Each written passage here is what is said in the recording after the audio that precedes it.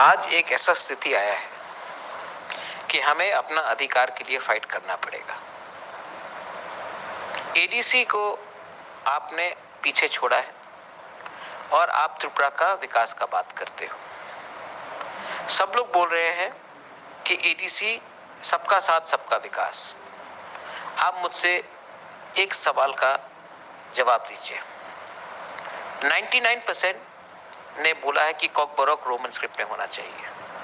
तभी भी state government का ओपिनियन है कि कॉकबोरोक रोमन स्क्रिप्ट में नहीं होना चाहिए। क्यों? क्योंकि ये लोग नहीं चाहते हैं कि हम इंग्लिश लैंग्वेज सीखें। इंग्लिश लैंग्वेज सीखने से कॉकबोरोक में कल हमारा बच्चा लोग अच्छे स्कूल में जाएंगे, इंजीनियर बनेंगे, डॉक्टर बनेंगे, लॉयर बनेंगे और नॉर्थ ईस्ट से भी बाहर जाकर, जैसे मिजोरम, मेघालय, नागालैंड, वहाँ के बच्चे लोग भी जो बाहर जाकर उनको अच्छे तरीके से नौकरी मिलता है, अलग अलग सेक्टर्स में नौकरी मिलता है।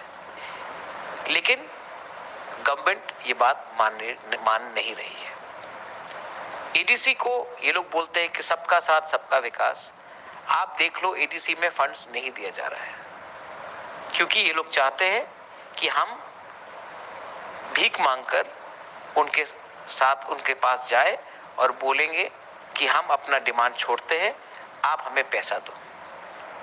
हम लोग गरीब हो सकते हैं, माइती प्रासा लोग, हम लोग गरीब हो सकते हैं, लेकिन हम लोग भिखारी नहीं हैं। हम लोग अपने अधिकार के लिए फाइट करेंगे। अगले 2 महीने के अंदर विलेज काउंसिल इलेक्शन होगा।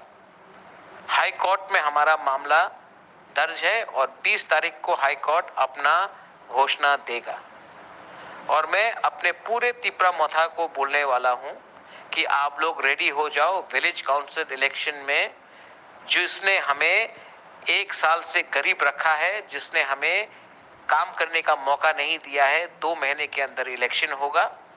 और जो लोग तिपरासा को तिपरासा से लड़ाकर अपना डिमांड छोड़ने के बारे में बात कर रहे हैं, उनको हमारा एक साधारण वॉरियर मुंह तोड़ जवाब देगा। Be ready. और कल हमारा वुमेन्स फाउंडेशन डे है। आप लोग, बुरी बदल लोग, सब जगह में जाइए और तिपरासा का थानसा को आगे रखिए।